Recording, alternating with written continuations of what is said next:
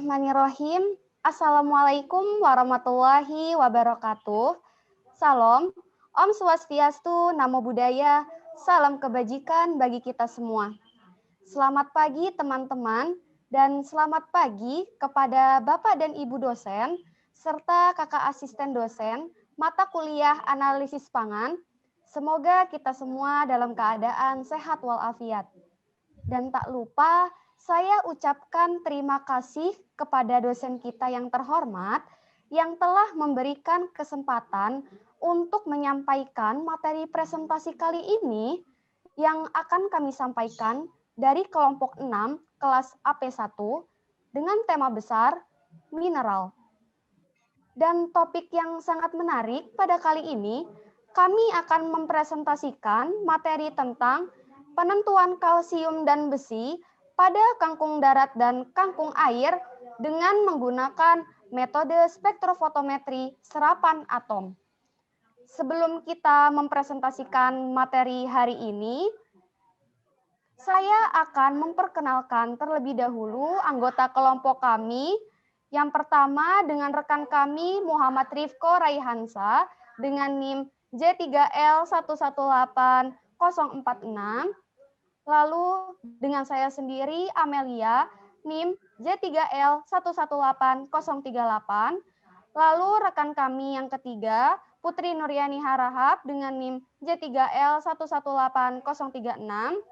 Lalu rekan kami yang keempat Agil Anantio dengan NIM J3L118047. Dan rekan kami yang terakhir Istiani dengan NIM J3L118035. Baiklah, langsung saja kita mulai ke pembahasan materi. Di sini kita dapat melihat mind map presentasi kelompok 6, diawali dengan definisi mineral secara umum dalam bahan pangan, lalu penjelasan latar belakang alasan kami mengambil topik tentang penentuan kalsium dan besi pada kangkung darat dan kangkung air dengan menggunakan metode SSA. Kemudian uji dan prosedur yang digunakan pada percobaan. Setelah itu masuk ke dalam pembahasan mengenai topik utama kami, dan yang terakhir daftar pustaka yang kami gunakan sebagai acuan dalam materi presentasi kali ini.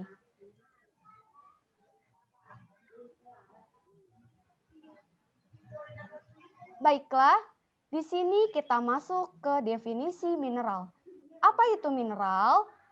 Mineral didefinisikan sebagai mikronutrien esensial yang diperlukan untuk menjaga fungsi metabolisme normal dalam tubuh manusia.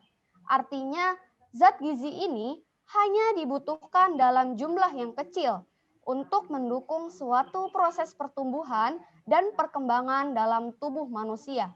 Lalu, untuk proporsi mineral dalam suatu bahan pangan yang dicerna, diserap, dan yang tersedia untuk fungsi metabolisme itu cukup sangat bervariasi, kurang dari 1% hingga lebih dari 90%. Dan ini merupakan suatu faktor kunci keefektifan suatu bahan pangan. Kandungan mineral total dalam makanan ini bukanlah merupakan suatu indikator yang berguna dari jumlahnya yang tersedia di dalam tubuh melalui penyerapan kuantitas tertentu yang tersedia secara hayati. Ketersediaan hayati mineral ini di dalam tubuh dikaitkan dengan pencernaan pelepasan dari matriks makanan, laju penyerapan mineral oleh usus, dan transpornya ke seluruh sel tubuh.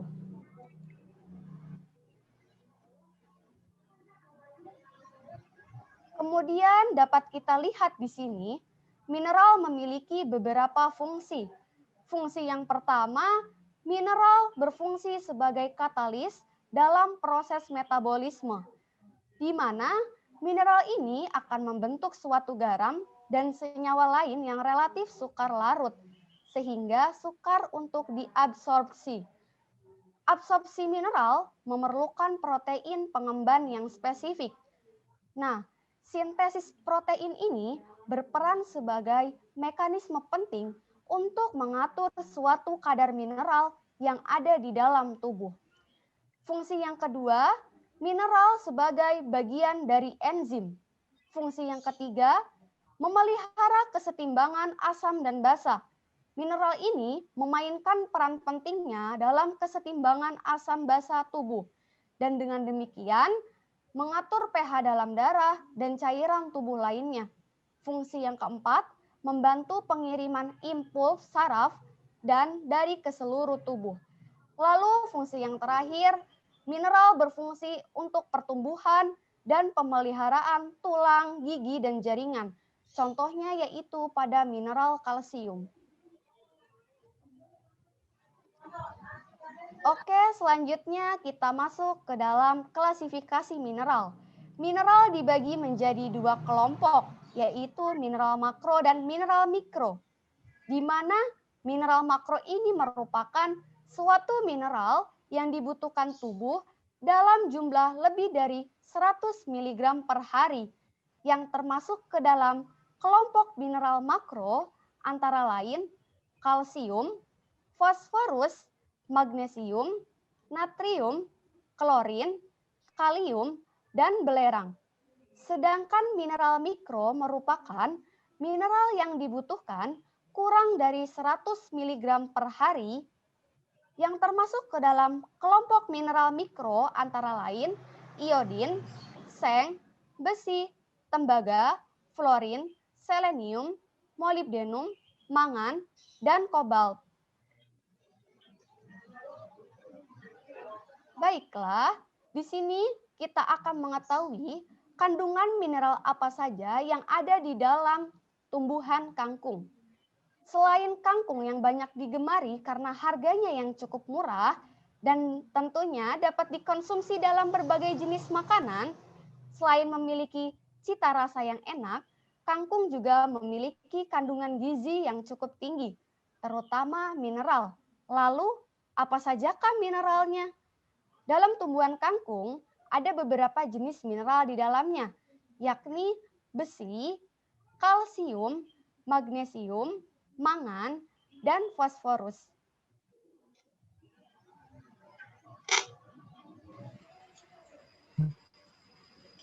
Baik, selanjutnya yaitu kita akan masuk pada latar belakang dipilihnya penelitian atau percobaan ini. Pada percobaan ini menggunakan sampel kangkung karena kangkung merupakan jenis sayuran yang tentunya sudah dikenal oleh seluruh masyarakat.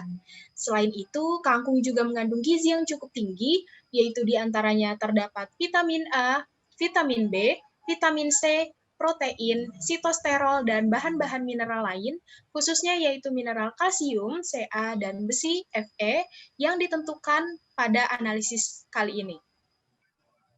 Pemilihan kedua mineral tersebut karena Ca dan Fe termasuk dalam mineral yang memiliki kadar paling banyak dalam kangkung dibandingkan dengan mineral yang lainnya. Selain itu, mineral Ca dan Fe memang mineral yang sangat diperlukan atau paling berguna bagi pertumbuhan badan dan juga kesehatan. Kemudian, jenis kangkung yang banyak dikonsumsi oleh masyarakat terdiri dari kangkung darat dan kangkung air. Kedua jenis kangkung ini juga sebagai pembanding dalam percobaan kali ini, di mana untuk membandingkan kadar mineral Ca dan Fe dalam kangkung darat dan kangkung air. Dan biasanya menurut teoritis mengatakan bahwa kangkung darat itu memiliki kadar Ca dan Fe yang lebih besar dibandingkan dengan kangkung air. Hal ini dipengaruhi oleh tempat tumbuh dari kedua tanaman tersebut, di mana kangkung air tumbuh di daerah yang tergenang air atau kondisi anaerob, sehingga unsur hara, oksigen, dan air kurang tersedia pada kondisi tersebut.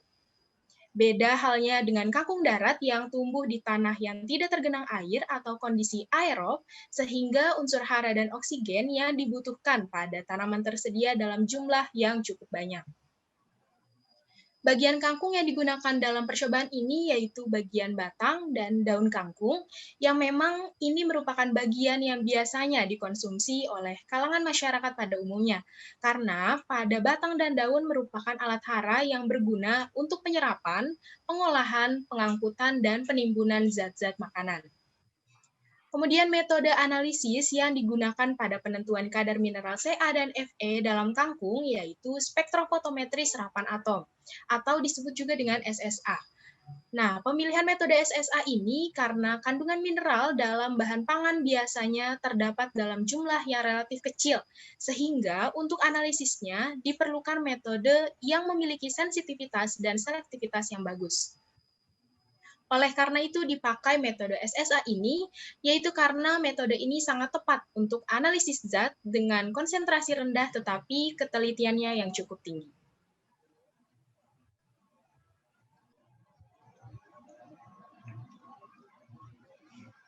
Oke, baik. Untuk selanjutnya ialah prinsip dari penelitian kami. Prinsip dari penelitian ini diawali dengan preparasi sampel dengan cara destruksi, kemudian dilanjutkan menggunakan instrumen spektrofotometer serapan atom. Lalu bagaimana prinsip dari spektrofotometer serapan atom itu sendiri? Proses ini didasarkan pada penyerapan energi radiasi pada daerah ultraviolet atau UV dan sinar tampak dari radiasi elektromagnetik. Proses dimulai dengan atomisasi yang memisahkan unsur-unsur menjadi atom dengan suhu kurang dari 3000 derajat Celcius. Ketika larutan gas digunakan, analisis emisi dan penyerapan dilakukan, namun hanya sebagian kecil dari partikel monoatomiknya saja yang tereksitasi ke elektron yang lebih tinggi, sehingga memancarkan radiasi dan kembali ke keadaan dasarnya. Dalam spektrofotometer serapan atom ini memiliki lampu katoda sebagai sumber cahaya yang mana memiliki dua jenis lampu katoda. Yang pertama ialah monologam yang hanya dapat mengukur satu unsur saja dan juga ada multilogam yang dapat mengukur beberapa logam sekaligus. Dalam metode spektrofotometri serapan atom ini memiliki kelebihan dan kekurangan. Seperti yang dibilang saudara Putri tadi, bahwa SSA ini memiliki spesifik sensitivitas yang tinggi dan waktu analisis yang cepat, di mana ketika kita ingin menganalisis sampel yang dalam konsentrasi kecil, dapat teranalisis dengan sensitivitas yang tinggi dan juga tentu membutuhkan waktu analisis yang sangat cepat dan mudah digunakan. Tetapi memiliki kekurangan, di mana sampel yang ini harus dihalarutkan terlebih dahulu dan hanya dapat mengukur sedikit unsur saja, tidak dapat mengukur unsur seperti karbon, sulfur, dan fosfor.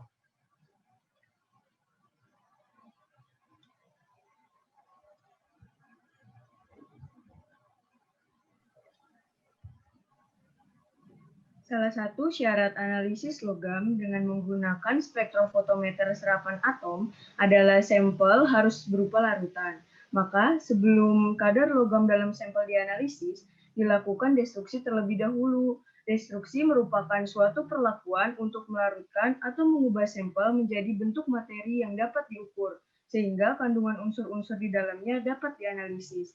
Fungsi dari destruksi yaitu memutus ikatan antar senyawa organik dengan logam yang akan dianalisis. Destruksi dilakukan untuk menguraikan bentuk senyawa logam menjadi bentuk logam-logam anorganik atau pemecahan senyawa menjadi unsur-unsurnya.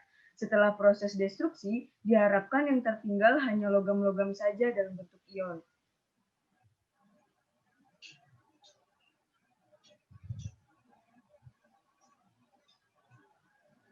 Pada dasarnya, terdapat dua jenis destruksi yang dilakukan, yaitu destruksi basah dengan menggunakan reaksi asam untuk mendekomposisi sampel dan destruksi kering dengan menggunakan pemanasan atau penghancuran dengan suhu yang sangat tinggi. Pelarut-pelarut yang dapat digunakan dalam proses destruksi antara lain asam nitrat, asam sulfat, asam perklorat, dan asam klorida. Destruksi pengabuan basah dilakukan dengan cara melarutkan sampel dalam pelarut asam, sedangkan destruksi pengabuan kering dilakukan dengan cara pemanasan sampel pada suhu tinggi hingga diperoleh abu kering, kemudian dilanjutkan pelarutan dengan pelarut asam. Pada percobaan ini, digunakan destruksi basah dengan penambahan reaksi asam berupa HNO3 ke dalam bahan yang akan dianalisis. Sampel yang dianalisis harus dalam suasana asam dengan pH 2-3. Hal ini disebabkan karena proses atomisasi dapat berlangsung secara sempurna pada pH tersebut. Destruksi basah dilakukan untuk menentukan unsur-unsur dengan konsentrasi yang rendah. Destruksi basah lebih baik karena tidak banyak bahan yang hilang, lebih mudah dilakukan, dan sedikit menghemat biaya.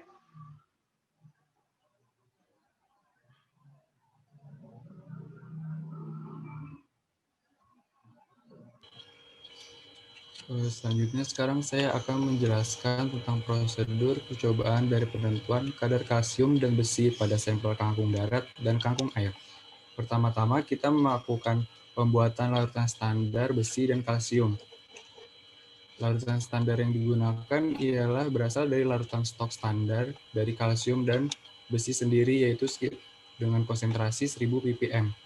Kemudian larutan standar tersebut kita encerkan ke dalam 1000 mili dengan aquades, kemudian dikonsentrasikan ke lebih kecil, yaitu sebesar 0, 1, 2, 4, 8 ppm. Setelah itu, kita melakukan preparasi sampel dan destruksi basah. Sampel kangkung darat dan kangkung air yang digunakan pada bagian daun dan batangnya, yaitu sebelumnya dilakukan pengovenan terlebih dahulu, yang fungsinya ini untuk menghilangkan kadar air yang terkandung pada sampel yang akan dianalisis. Selanjutnya, dilakukan penghalusan untuk menyamakan ukuran sampel sehingga lebih mudah dianalisis.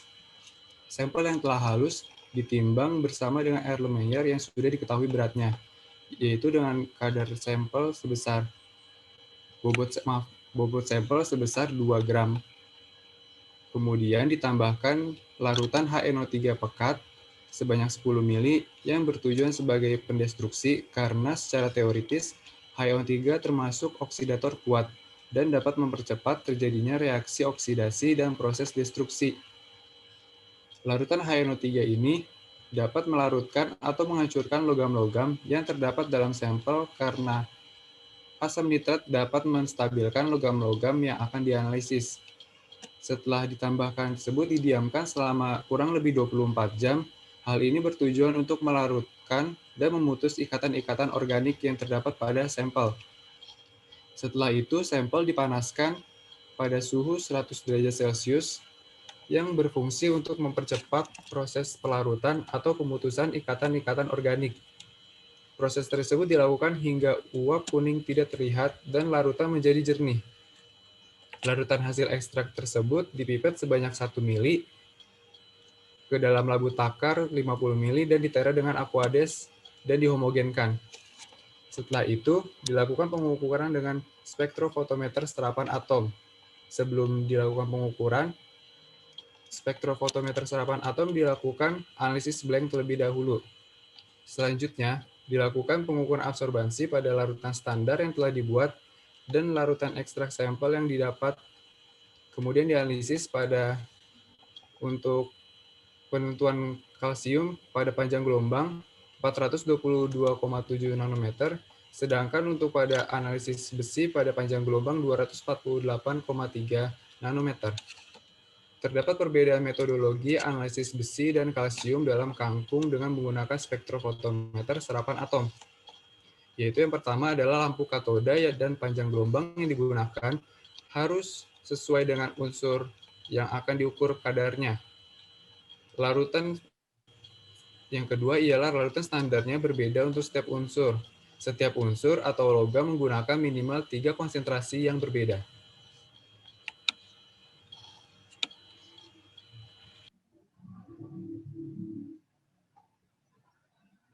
Kalsium merupakan salah satu nutrien esensial yang dibutuhkan untuk berbagai fungsi tubuh. Kalsium merupakan mineral yang paling banyak terdapat di dalam tubuh, yaitu sekitar 1,5% hingga 2%.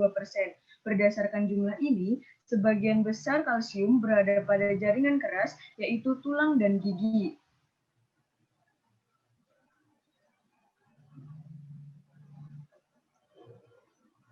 Kalsium mempunyai peranan penting dalam proses kontraksi otot.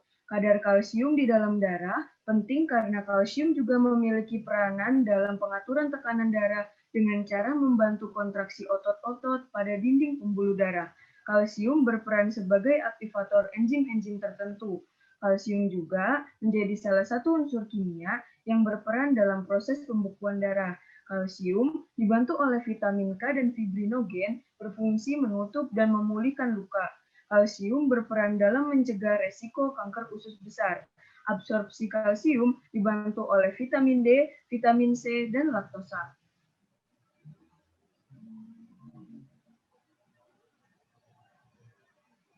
Konsumsi kalsium hendaknya tidak melebihi saran kebutuhan mineral harian.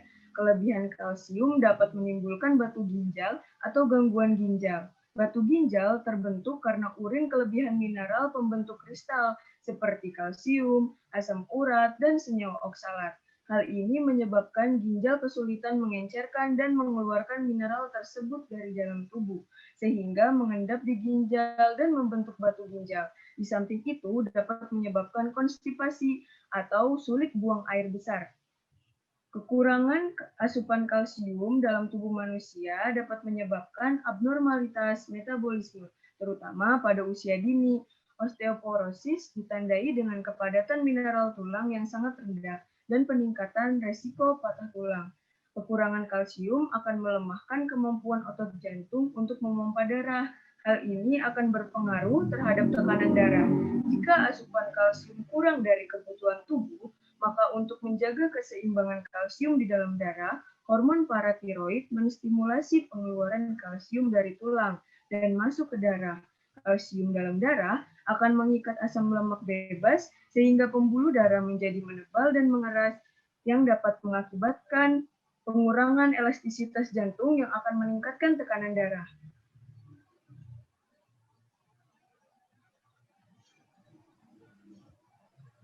Oke, selanjutnya yaitu mineral Fe atau besi dalam kangkung. Besi merupakan mineral mikro yang paling banyak terdapat di dalam tubuh manusia dan hewan, yaitu sebanyak 3-5 gram di dalam tubuh manusia dewasa. Pada hewan, manusia, dan tanaman, Fe atau besi ini termasuk logam esensial yang apabila dalam dosis yang tinggi bersifat toksik. Selain itu, besi juga bersifat kurang stabil dan secara perlahan berubah menjadi ferro, Fe2, atau feri, Fe3. Kemudian sumber besi atau Fe yaitu bisa berasal dari daging, kacang-kacangan, dan juga tentunya sayuran berdaun hijau seperti kangkung. Selanjutnya beberapa fungsi Fe atau besi di dalam tubuh. Yang pertama yaitu memproduksi sel darah merah. Ini merupakan fungsi utama dari besi bersama dengan protein dan tembaga yaitu membentuk hemoglobin. Kemudian transportasi oksigen. Di dalam tubuh, zat besi ini memiliki fungsi yaitu mengangkut oksigen dari paru-paru ke jaringan. Untuk mengangkut oksigen, zat besi ini harus bergabung dengan protein membentuk hemoglobin di dalam sel darah merah dan mioglobin di dalam serabut otot. Kemudian pernafasan dan metabolisme energi. Untuk pernafasan masih berkaitan dengan transportasi oksigen, dan untuk metabolisme energi, jadi di dalam sel, zat besi ini merupakan komponen tubuh pembentuk enzim yang membantu proses terjadinya pembentukan energi, sehingga energi yang didapat dari bahan pangan yang kita konsumsi kemudian didistribusikan ke seluruh tubuh. Kemudian zat besi ini berperan penting dalam meningkatkan sistem kekebalan tubuh.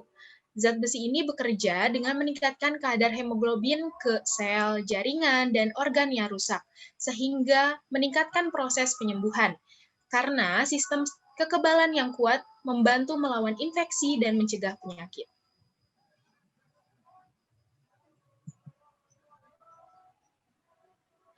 Selanjutnya yaitu terdapat efek samping yang ditimbulkan jika tubuh mengalami kelebihan dan kekurangan besi atau Fe.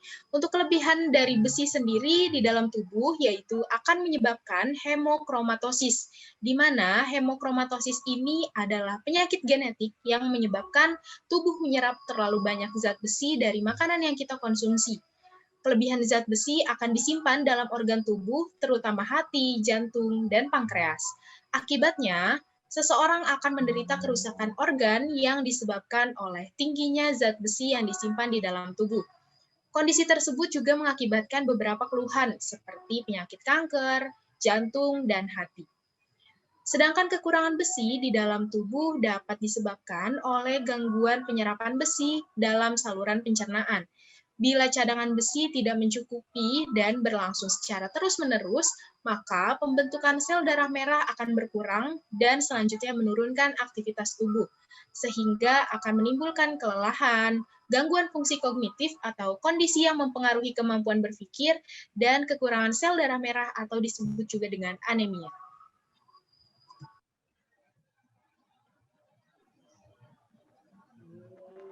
Baiklah, selanjutnya untuk menentukan kadar kalsium dan besi dalam tanaman kangkung darat dan kangkung air, berdasarkan hasil pengukuran yang diperoleh menggunakan alat spektrofotometer serapan atom, data yang diperoleh dapat kita hitung menggunakan persamaan kadar dalam satuan miligram per kilogram sama dengan volume larutan dalam mililiter dikalikan dengan konsentrasi logam yang terukur satuan miligram per mililiter dibagi dengan bobot sampel dalam kilogram.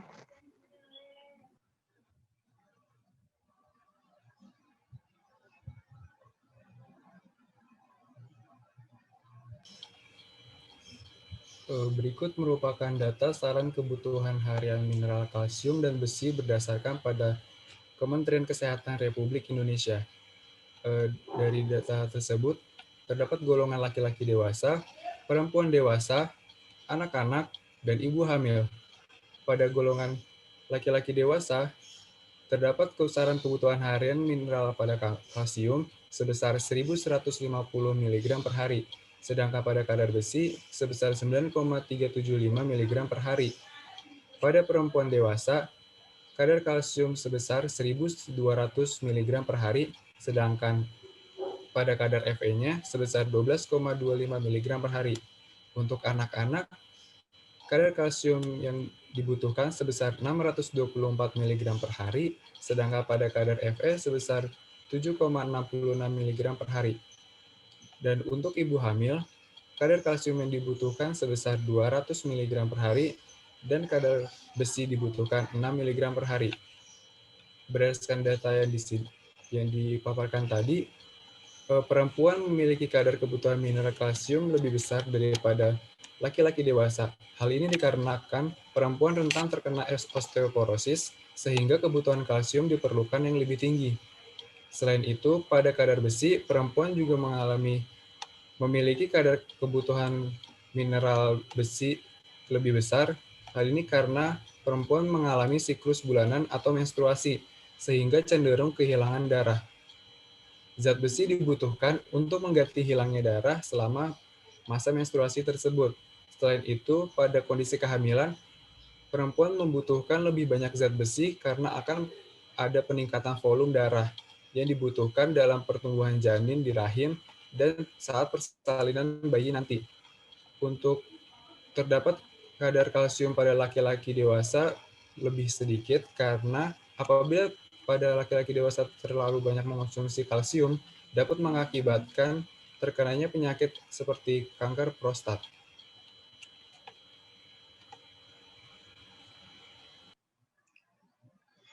Oke, baik.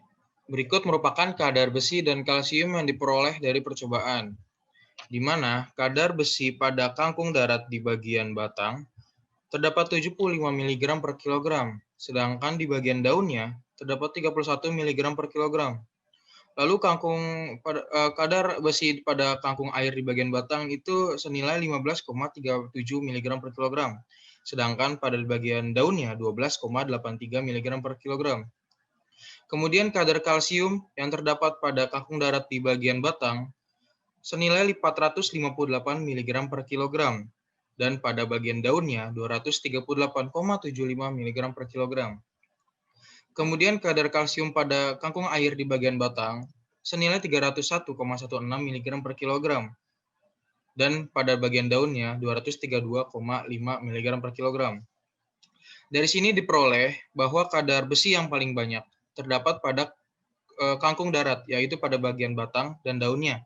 Begitupun dengan kadar kalsium yang paling banyak berada pada kangkung darat dan juga ada di batang dan daunnya. Jika dilihat dari saran kebutuhan harian mineral kalsium dan besi di dalam tubuh, kadar besi memenuhi kebutuhan harian laki-laki dewasa, perempuan dewasa, anak-anak, dan ibu hamil. Sedangkan kadar kalsium hanya memenuhi untuk kebutuhan ibu hamil saja.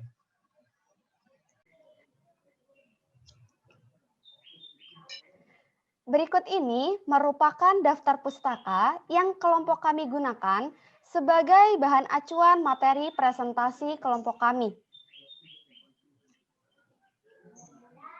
Selanjutnya, di sini kami akan menampilkan sebuah video yang kami ambil dari sumber YouTube.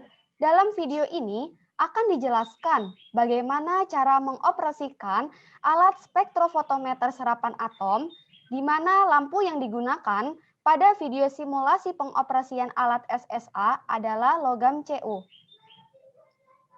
Berikut adalah penjelasan singkat mengenai simulasi alat SSA yang ada pada jurusan kimia.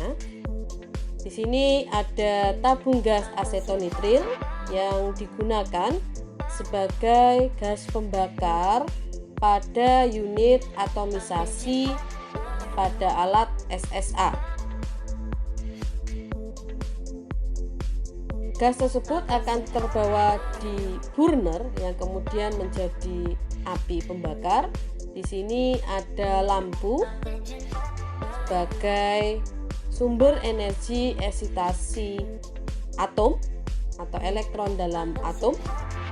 Kemudian sampel di sini harus berwujud larutan dan tidak ada endapan, karena endapan tersebut dapat menyebabkan kerak pada burner atau pembakar. Kemudian selanjutnya adalah unit komputer. Pada komputer ini, seluruh proses kegiatan alat SSA diatur dalam beberapa pilihannya, atau kita atur semua proses kegiatan SSA secara computerized. Di sini kita bisa mengatur api, kemudian kita atur lampu, kita juga bisa mengatur pembacaan absorbansi, berapa kali pengulangan. Sini semua. Pertama kita nyalakan dulu lampunya, kita pilih lampu Cu di sini. Sini akan ada nyala lampunya, ada tandanya warna merah. Di situ ada tulisan operate 15 maksimal 25. Maksudnya itu kita atur arusnya minimal 15 dan maksimal 25 gitu. Nanti dia akan mengatur sendiri alatnya. Ini yang teratur. Kemudian kita nyalakan apinya. Kita nyalakan gasnya, kemudian kita nyalakan api. Nah, kemudian kita bisa masuk ke proses pembacaan sampel. Di sini ada sampelnya yaitu blanko dan larutan standar Cu. Di sini kita masukkan blanko dulu, kita analyze blank, kemudian dibaca hingga 3 kali. Kemudian ini sudah sampai ada muncul idle statusnya, berarti selesai. Kemudian bisa kita ganti ke larutan standarnya. Nanti akan terbaca lagi 3 kali reading. Ini ada nanti keluar apinya. Reading sampai 3 kali sehingga nanti ada rata-rata sebesar absorbansi 0,770. Setelah itu kita matikan apinya lewat komputer juga. Setelah itu kita matikan lampu Cu-nya, arusnya kita buat 0, karena kalau arusnya 0 maka tidak ada sinar keluar gitu ya. Kita tutup. Nah, current di lampu itu juga bisa sebagai dasar menilai kelayakan atau kondisi lampu. Demikian akhir presentasi dari kelompok 6 kelas AP1. Terima kasih atas perhatiannya.